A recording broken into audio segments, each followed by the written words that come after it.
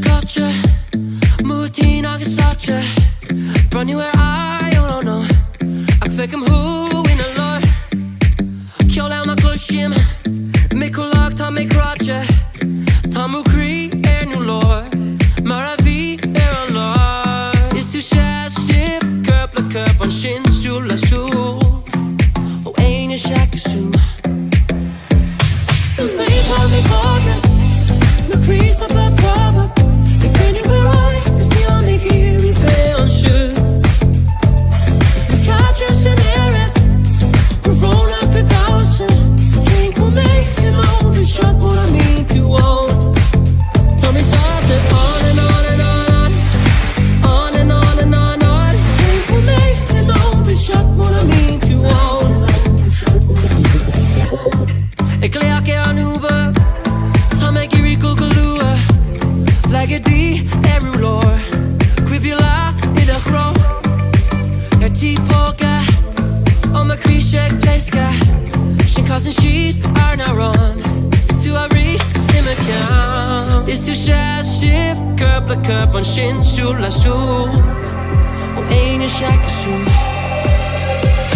I'm face on me forget No crease of a problem When you were right Cause the only gear we fail should We catch us in air it We roll up the thousand Can't come back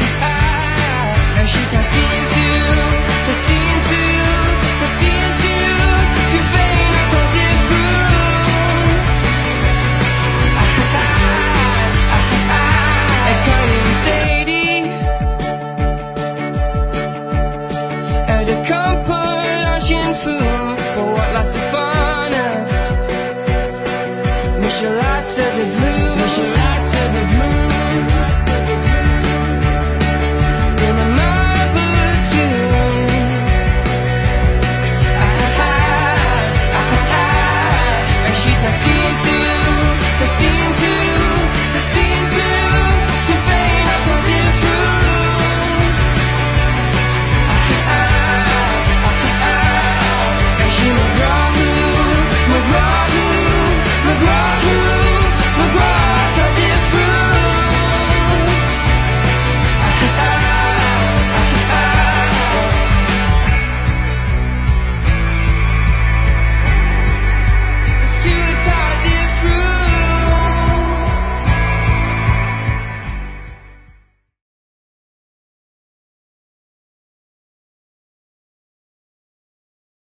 Steve agus fáilte romh chuig an tríú lá de seachtain an óg fe dó. Is mis Isabel ní Cuimín agus ba mé libh an tachtain ar fad ar YouTube agus Facebook de chuid Cumann na Bhíon. Le glór comórtais ag tuairliú ar Instagram Cumann na Bhíon com maith déananig cinnte súil a cathbh an sin. Tá dúsna le bheith búta a rit na seachtaina ar fad. Pónarán Ulmhór, Farish Pod Creaalta, AirPods agus Nintendo Switch. Iniu ar seachtain an óg ba Caroline Radio an. Tá comórtas a gceist lei seo agus dús de Irish Pod Creaalta an. Feicfí tú sa Caroline go mbeidh mis ag fálam faoi conas Pod Creaile a dhéanamh agus ní gádit ach de Pod Creaile a cheola thugan chuig clubanna a cnb.ie rih a thugta clog ar an bhórt se thugan an tuchtú lá is fehead de bhí an bheitheh. A raiglinn inis go níomh ní crónán is Studio Radio Rira.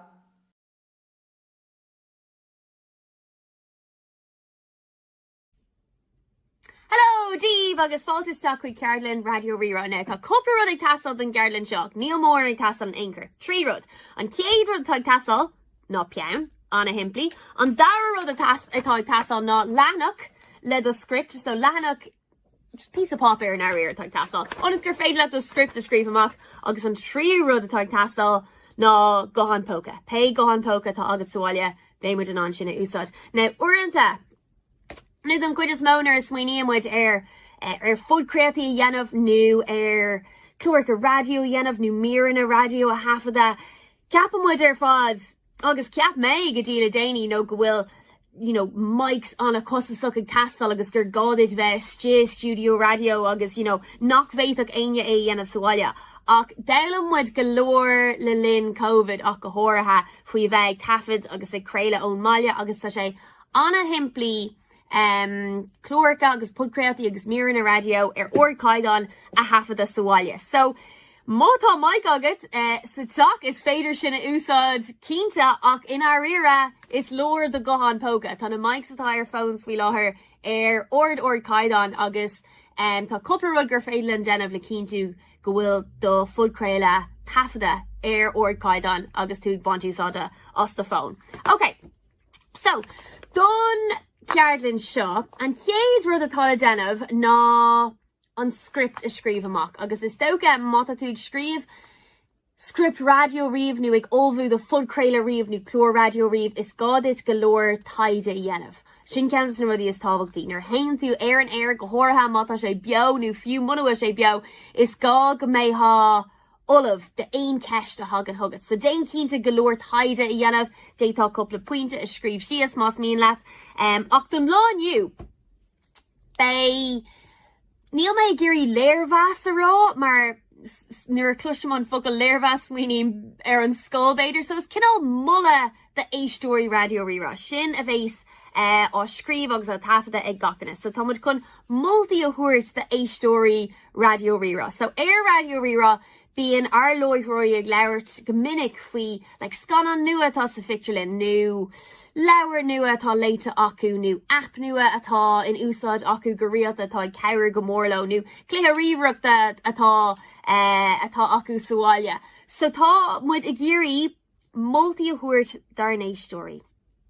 Éistóirí Radio Rira freisin tá siad idir gábhlín déag díos agus cinál dóé go tro a cethir sin na príomh éistóirí bhíonn agan ach dar nóí bíon daoine atá níos óige agus daoine atá ní sinna a bhíonn sa géisteachlinn ach sin an sproclacht éisteachta atá agan. So tá muid ag scríb léirmheas nó ag scríb mulla don cinál don ísgrúpa sin. So, okay, so go seo béitú ag ranú rud amháin ón lista seo. Dud a fudcréile nó dud a léirmheas nó don mulla a bhééis tú ag tuairt de éistóirí Radio Rira. So rud amháin ón lista seo le ranú.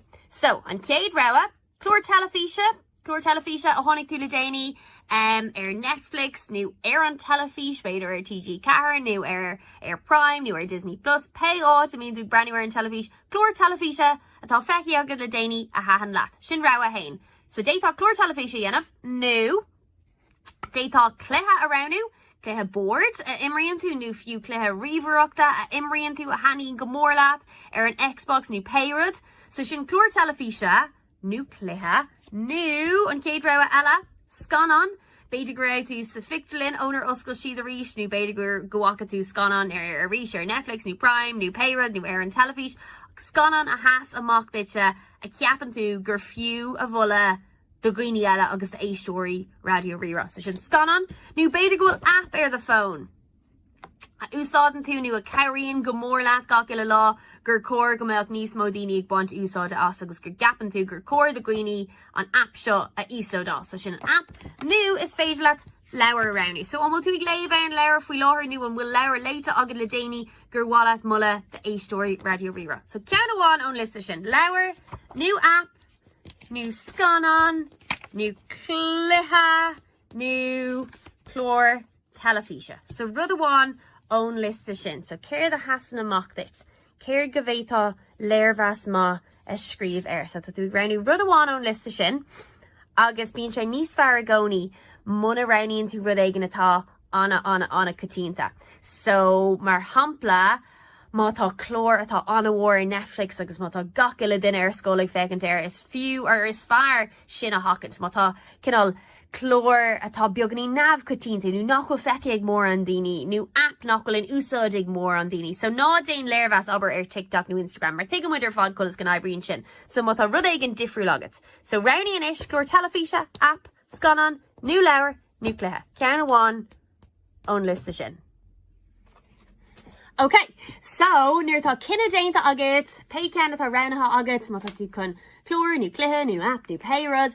Nuair tá ceann rounatha agat, seans go mbeidh gágat beagnaíonn taide a dhéanamh, so just take a Google churisteach anam an chlór, nu anam an leabhar agus dheoidh tú go leor ólas faoi.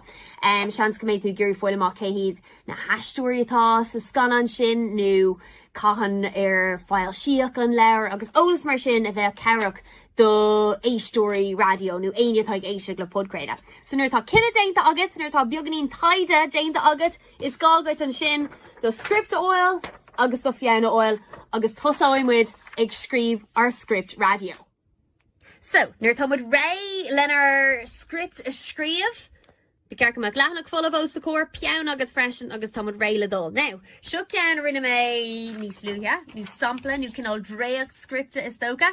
So nur támuid ag scríomh script radio, go couple pointe atá anna hábhachtach agus tamad a géirí a keen to go bhain in a héistóirí ar fad an tolas is tábhachtaí. So is féidir na pointí seo a leanúint sa script atá áscríomh agah iniu don fudcréile. So we're dús femnig tosú amach leis an oscailt anna hábhachtach ar fad the anam héine lua agus anam an stáisiúna lua. So an oscailt béicnig tosú le rud éigean ar nós díomh is mis a níomh ní cronín agus fáilte go radio rirá. Ida glór radio is far. Mar sin. Okay, so the anam hain agus anam an stáisiún. Iver though, céir natá rounna ha agat. Louis ar dús an chlór telefíse é, an scanan é, an leabhar é, an app é, céir é, agus an sin inis den a héistóirí céim tanam atá ar an rud atá rounna ha agat. So anam an leabhar nu anam an scanan agus céir é, an scanan é, an leabhar é, an cluiche é. Okay? Iver trí an sin déin cruisias ar, couple Albert. So détá Lani to raig scríomh a gur, trí lehanach de Albertí agus cursií is mór fada ach níl sé sinnig castalhain. Gomininic ar an radio bíon coppla nóméid agad ar a bhéid an méid is mó ólis gur féidir leat a roiint leis na héistóirí. So tá tú géirí an tolas is tábhachtaí an méid is mó ólis a scríomh amach in san méid is lú focail. Okay, so dír coppla Albert níl aistúin in anger, coppla Albert an seo agus déin cínta gan ein rúna scuile nu deire an leabhar nu deire an scanan a insin den a héistóirí. Coppla Albert faoi plota an leabhar, plota an scanan nu scéal an scanan, beidir na heistóirí tá le feicáil ann, caitheann ar fáil siach an leabhar, coppla rud mar sin. An ceathrú rud an sin agus aibríonn sé seo go hanamhá ar fudcréaltaí agus ar chlór radio. Cur é gumparáid le rud éigean eile. So an bhfuil an leabhar tá rounatha agat, an bhfuil sé cosúil le aon rud eile, an bhfuil sé cosúil le rud éigean eile tháinig amach chena féin, a nach nóach na héistóirí. So aber, déitan a rá, well, tá chlór telefíse Friends an cosúil le Modern Family, so má haní in Modern Family leat, gach seans go dá nóí Friends leat, agus rud éigean mar sin, agus an sin Bain a héisteoig rá, oh yeah, hahan modern family long, gach seansgur cuadam súlacha of our friends, agus carrying se sin go mór le daoine tá géisteach. If a cuig an sin call sé ar foil, so an leabhar é atá ar foil ar lína, was sé ar foil sa siop a leabhar nu, in Easton nu, cé náit go sé ar foil, an bhfuil an clúr telefíse ar TG Car, an bhfuil sé ar RTE, an bhfuil sé ar Netflix, an bhfuil sé ar Prime, cé náit gur féidirlinn teach there. Cé bhéad réaltaí atá tiltte aige? Cenháin, Pera, Trícin, Circin, Cuicin, Cé Gapanship, Cé Comá is a bhí sé, agus an sin an deire ar fad, an críoch, the anam hain, agus anam an stáisiún. So, is mis a níomhní cronín, agus seo, Radio Rira, gur mágah. Okay, so támuid beagnach ann, tá script scrífa ag gach duine, támuid beagnach ré le dul agus an tafad i dhéanamh an cuid is fearr. Ach tá copúróid gur cordún smaoine faoi, is tócha faoin Malach agus faoin trí leiríon túnar tá tú ar an radio nu ag déanamh tafad ar fud creile, copúróid a ceiróí leis an gaidan agus a ceiróí leatsa mar loithhór. So an céadróid, an leiríon tú go tapaí nu go máil. Okay.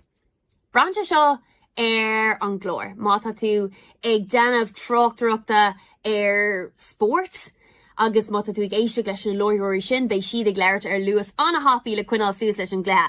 Ach don cuid is mó agus Steve sin nniu ag déanamh tafad ar na podcrétaí seo, tóg do cuid ama. Má haon tú go hana anna tapaí ga tá seans bhád níos mó ann go ndéanamh tú butún, nu tá seans bhád níos mó ann go dtí tú thar de cuid focail, so tóg do cuid ama, níl tú faoi bhrú ama, tóg do cuid ama agus leabhar amach go soléir. Sin an céadróid eile.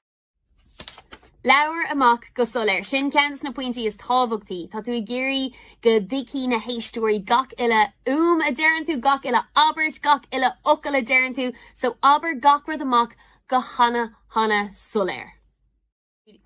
Ord nu íseal. Dearann daoine ord den cuid is mó. Take a muid má leiríonn tú go raibh íseal, tá seans má ann nach beochaí an Mike suas ar an méid atá rágad. Níl tú géirí bheith scradial, níl tú géirí bheith rócóngrúach go Mike nu bééis sé beaganín garabh den éisteoir. An mulla is fearr a fuair mé riamh ná ligart go tú léirt le duine amháin eile. So dírí de chuid cainte ar nós go tú léirt le caraháin. So leabhar de gná glór an slí leiríonn tú le de cuarda agus le de clán gach eile lá. Botún. Má dhéanann tú botún.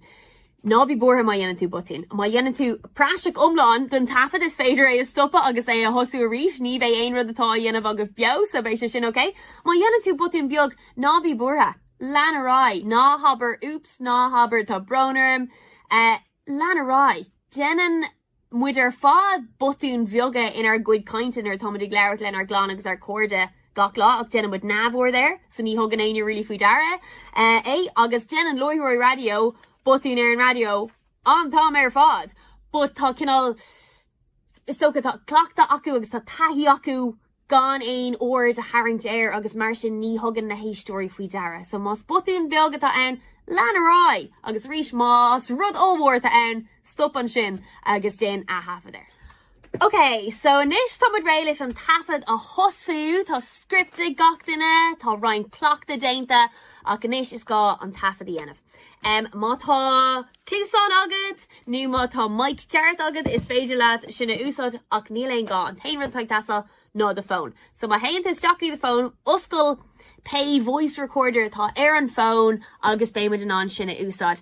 A ríis mar lú meid an tús le capan daoine go minic go mííon gála, Mike's costasacha agus, you know, studio carts and all years sa chalk, but fi go lór daoine ag déanamh tafad ar fud creatíí agus ar clóir go radio le linn na dín glasála ar fad agus níor thug go leor éisiúirí faoi dara mar tá bailí iad a dhéanamh ar ord caidan. So ceantas nóirí is tábhachtaí. Cúmar tríd an tlí gur cuairdeid leirt ach an áta bhfuil tú ag tafad a sé sin an a hábhachtach freisin. So má dhéanann tú tafad seomar fólca, bé macala mór ann agus ní bheith an caiid an fuama sin go má. Má dhéanann tú tafad ar an podcréile seo is seomra le síláil anna ord, ní ebroí se sin go má ach an irid. Tá tú géirí seomra nó spás sa teach a aimsú le carpéid más féidir, seomra beag más féidir, agus más féidir leat rudaí atá bog a chur timpleirt mar hampla má tú géirí si de laba leis an dúvé cinál nacalet nó pilúir nacalet nó rud amháin agus fuíonn siad seo beagganín crackáilte ach aibríonn siad go má os glíonn tú an duras atá ag do cófra atá agus tá na héadí ar fád ag crocas a cófra má cinál na ní bheith spás i mo cófra dul isteachtaí an cófra so os glíam an duras chum caiir an naca leis agus cinál tá mé beagnach is tíhain ach tá má fón agam ionascúil na héadí cinál timppel orm. Aon rud atá bog mar sin más fé le sin a chur timpplairt. An rud is fearr atá beagnach comá céine le tafa dhéanamh I Studio Radio agus fuaiminte seo omláin crackáilte ríis so Beidir gur cór é a lua leis na daine eile sa chocolate sul an dhéanann tú seo ar átíos go siúlann siad isteach ag rinne mé seo agus denam seo go minic má tá ag tafad. Siam ar malada, bíon ma fón lom chun an tafad dhéanamh agus chum mo dúvé haar mo ceann agus an caid an fuma faoi the dúvé haar bór. So sin an áit is fearr le tafad dhéanamh ach aon cinál seomar beag le carpéid nó le rudí atá bog timpplairt. Sin an áit is fearr don caid an fuma. Agus ní gáin sin ach an tafad dhéanamh na tróirce ar fad a luamar a leanúnt agus béad a fud creile agat. Agus sin fad gur míle maithagat níomh. Inis is féidir leatsa iritas a dhéanamh ar an gomórtas trí do fud creile a cheola hiag clubanna@cnb.ie faoin 8 clog ar an bhórt se thugan an tuchtú lás bheith de bhí an bheitheh. Tá dúis an de Irish ceart pod creilta le bucant. Inis, an bhfuil tú réid an céad ceardan eile inniu? Táid a dul ag peintáil ar náigeanna le Donna. Agach duna Donna an seo agus aniu ba méid tuspáintíomh cúpla péintá aig, so ba cúpla sponsí agus péintna ildáte ag tastal agus cúpla scúbanna. An céad ceann bain na daithna dubh ban agus aráiste ag tastal agus táid chun tígar a dhéanamh. So mar ag an sibh táid ag tógáil spúntí agus an aráiste agus táid ag chur aráiste I beagnach gacáit ar an aig. Is féidir libh na málaí agus an béal ag fág amach. Inis leis an dubh agus scúb mór táid chun na strípaí a crothú. Tá siad 6 go súla zigzags tannaí timpeall an aig. Ní caithfidh na strípaí a bheith néite nó mar céile ar curbe.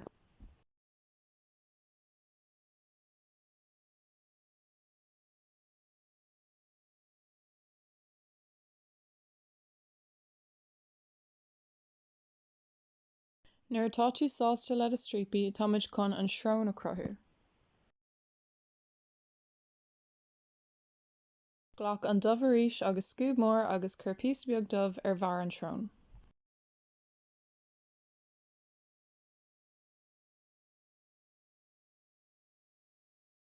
Ghlach spúinte glán agus an bán agus táid chun an bán a chur ar an spás a fágamar thar an bhéal agus thar na málaí. Táid chun píosa an bheag bán a chur ar an srón comá.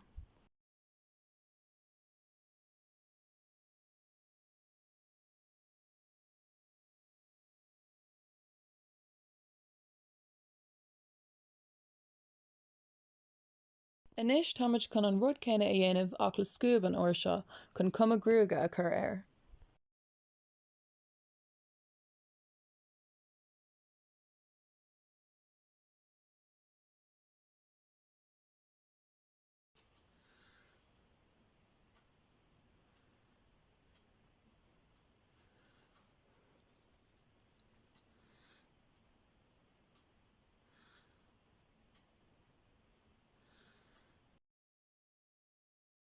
Nuair atá tú sásta le sin táid chun cúpla spotí bán a chur ar na taobhanna an srón.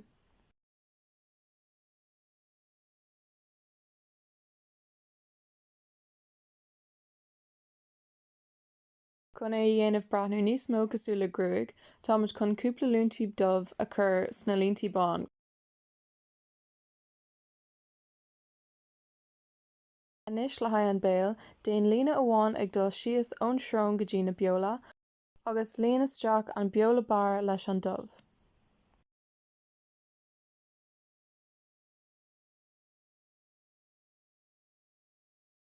Le haine fiacla déon gá líne in crot an trintán de gach fiacal, mar seo.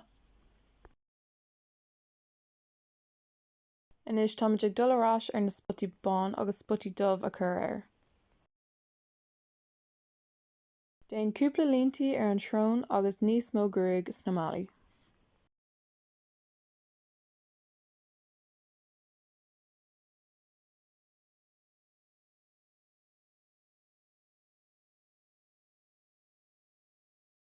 Chun gurneán a dhéanamh, táing cúpla puncanna an seo agus an sin táing trí ghuirne amach ar gach taobh.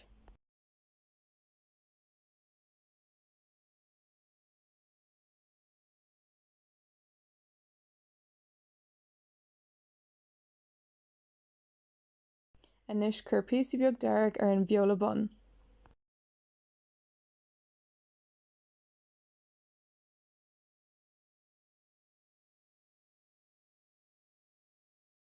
Agus inis tá tú críochnatha agus ré eagla a chur ar gach duine. An céad céan eile ba bán, dubh agus dearg ag tastal agus táimid chun madra a cruthú. Tóg an bán agus spúinse nua agus chur bán in neacáit ar an aghaidh.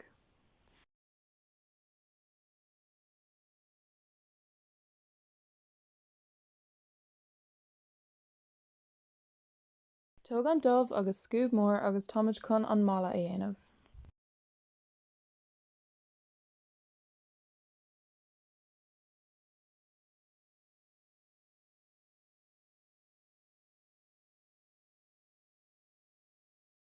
Don súil eile táimid chun patch mór a dhéanamh leis an dubh agus an scúb céine.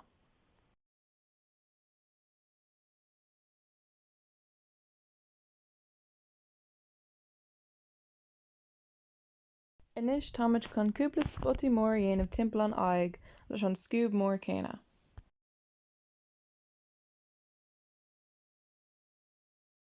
Is féidir libh iad a chur in éon áit agus éon bhéid.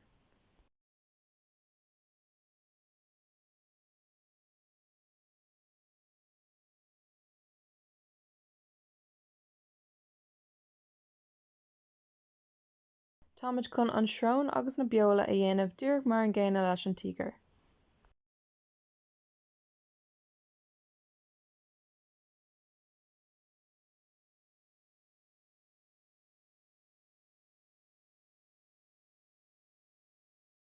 Le haghaidh an teanga ghlach scúb tanaí agus an dearg agus déon cruth mar seo ar an beola bun.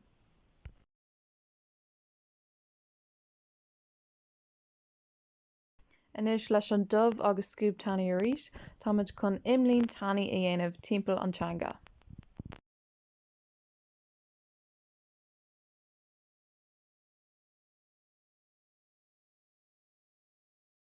Déon líne amháin síos an leir freisin.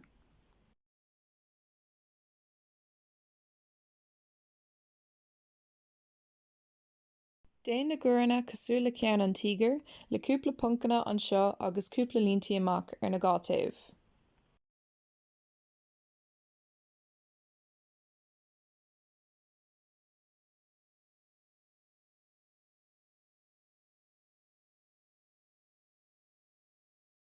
Agus seo é críochnatha cosúil agam gur bhainfid sibh teacht na bhas. Don céad ceann eile baimid ag déanamh féileacáin agus ba bán, dubh agus gurm ag tastal. Tóg spúinse gláán agus an dach gurm agus cur é ar de aghaidh i cruth cosúla seo.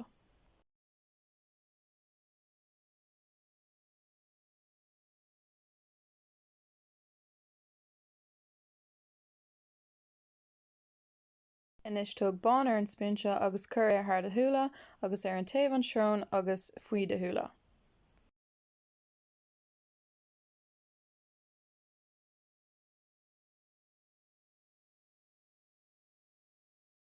Is féidir libh aon líontu crua atá idir an bán agus an gurm a meascán le chéile leis an spúinse. Inis tóg scúb mór agus déon imlíonn leis an gurm timpeall an cruth gurm. Tá seo scíthán an féileacán.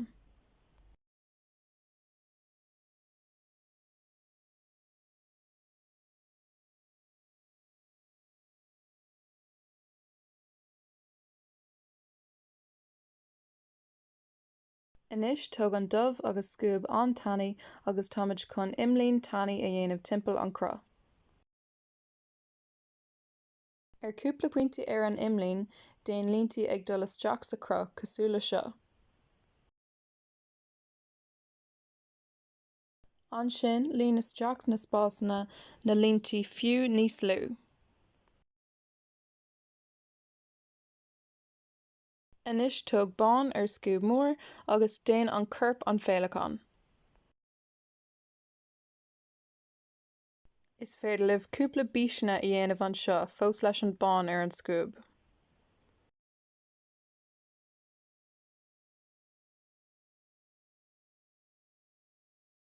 Inis táimid chun dul timpeall an scíthán agus spotí bán a chur ag cnúsaí.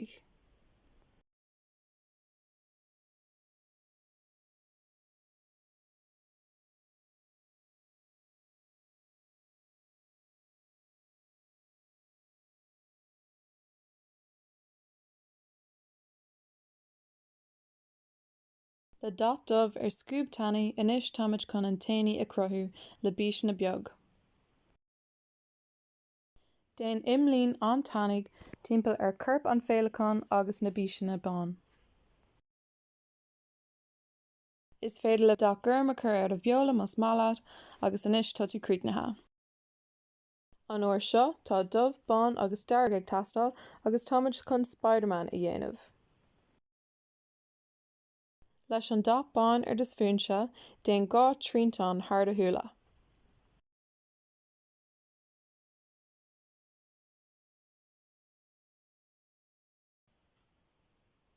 Inis táimid chun an dot dearg a thógáil ar an spúinse agus é a chur ar an aghaidh timpeall an bán.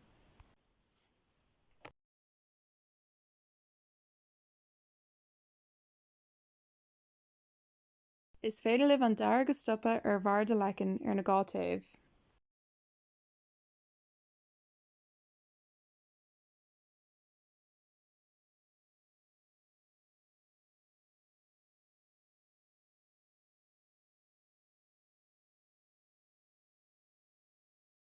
Inis tóg an dot dubh ar scúb tannaigh agus táimid chun imlíonn a dhéanamh timpeall an bán.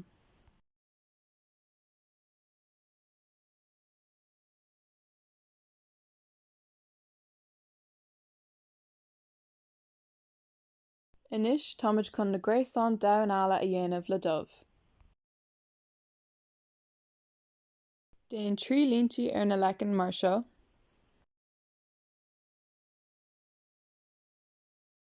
Trí nó ceithre líontaí ar de éadán.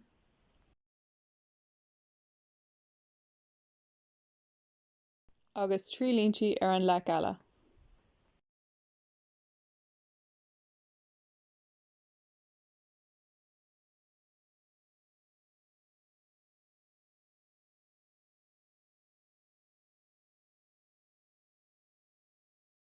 Inis táimid chun traslíntaí a dhéanamh ar na líontaí a rinne mar cheana féin.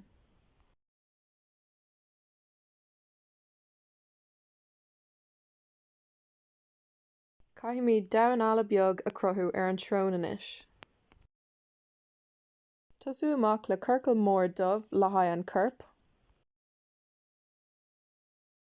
Agus le scúb an tannaigh táimid chun na cosa a chur isteach.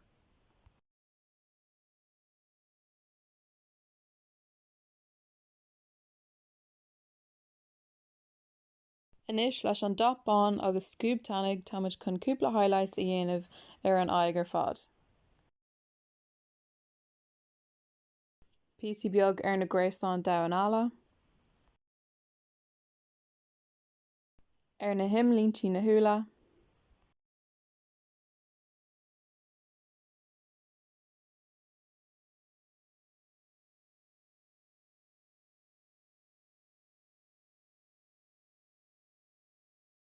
Agus ar an domhnála féin.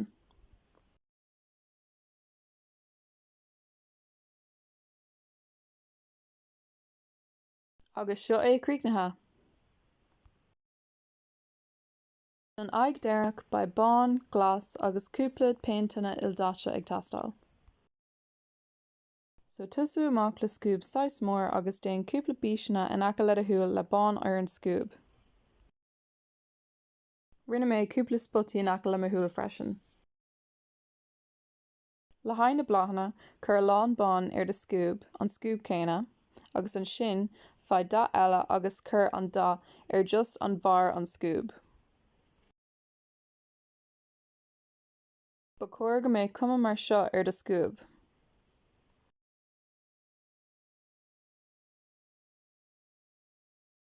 Chuir de scúb cothrom ar daig mar seo 5 uair agus an sin ba bláthanna agat.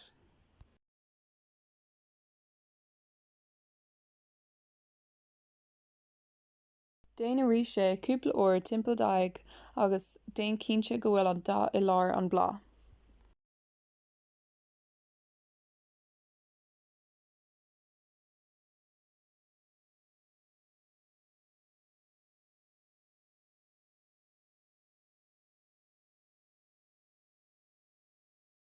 Inis táimid chun an rud céine a dhéanamh just le daithne difriúil timpeall an aghaidh.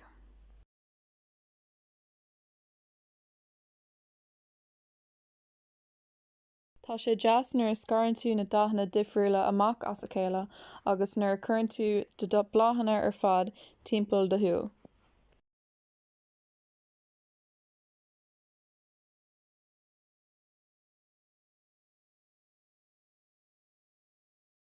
Is féidir libh cúpla petal randomach a chur ar freisin.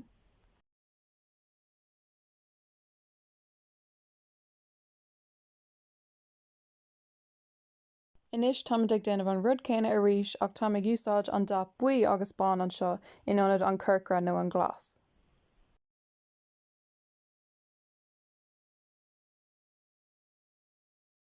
Le scúb tannig agus an dá glas dorcha táimid chun cúpla bíseanna a dhéanamh. Timpeall na bláthanna.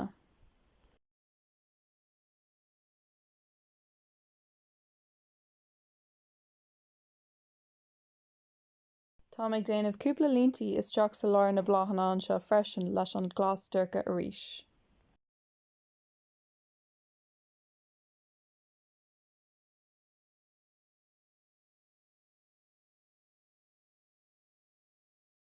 Ní caithfí aon rud a bheith feirfe nó néite anseo.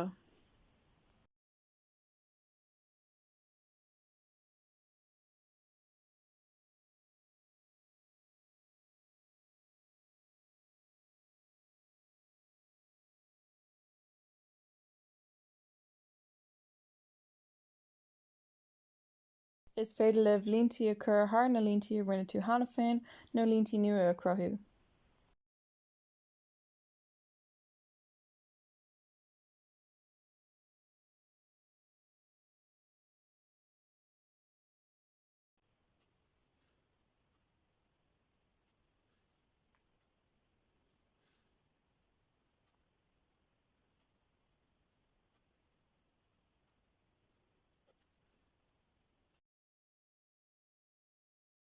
Inis chur cúpla puncanna sa glas céine timpeall de aghaidh agus na bláthanna.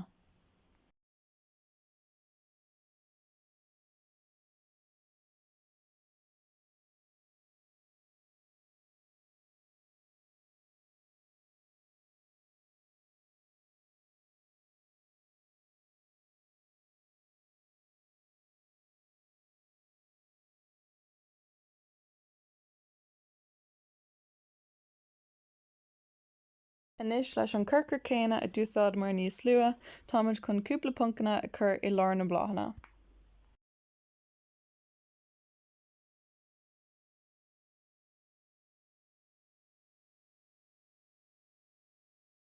Déann arís sé leis an geallgairm.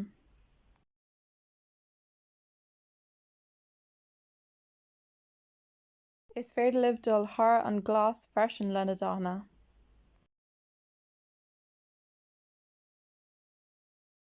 Agus puncanna randomach a chur timpeall an aghaidh.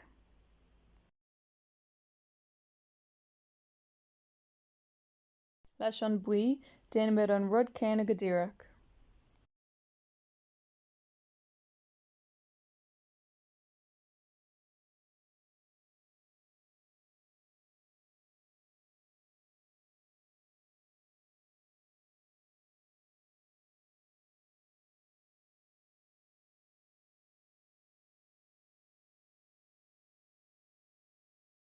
Ar dheartha táimid chuna a dhéanamh leis an bán freisin.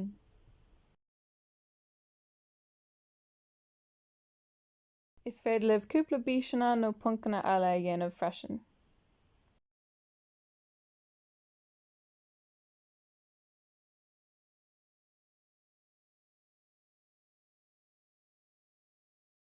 Agus sin é, tásúla gom gur bhain sibh antáitnamh as an físeán seo agus go mbeidh saoire ionach a gcuibh. Well, is léir go bhfuil tuile le felam agam ar conas seo a dhéanamh i gceart ach sinní mo cuidsa don lá aniu a cuairde ach ba mé ar aislibh ag 10 clog mad na mórach don 4 lá de 7 fehe dó. Nád é dermid gur féidir teacht ar gach ólas faoina comórtas ar fad agus na ceardanna de 7 ag www.oaga.ie agus www.cnb.ie. Slán libh!